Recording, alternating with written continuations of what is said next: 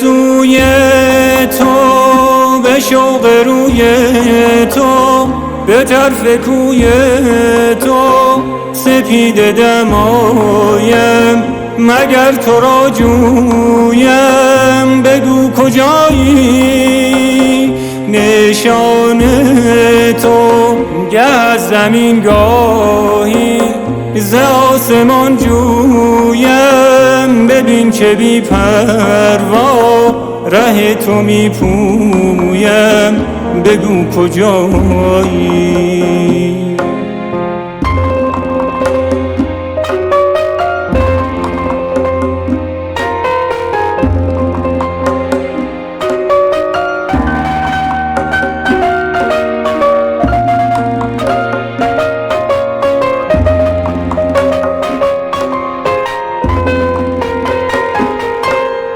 که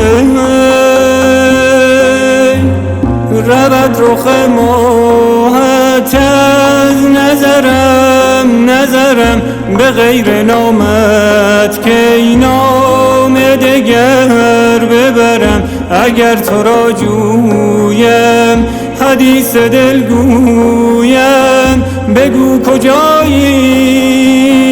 به دست تو دادم دل پریشانم، دگر چه خواهی؟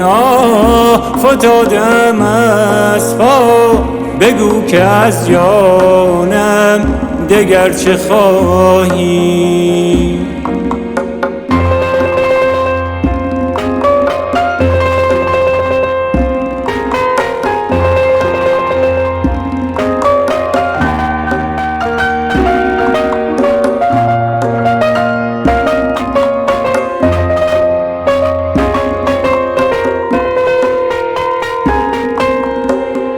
یک دم از خیال من نمی روی ای غزال من، دگر چه پرسی ز حال من؟ تا هستم من اسیر روی تو هم، به آرزوی تو هم.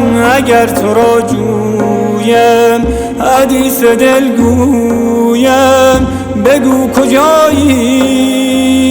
به دست تو دادم دل پریشانم، دگر چه خواهی؟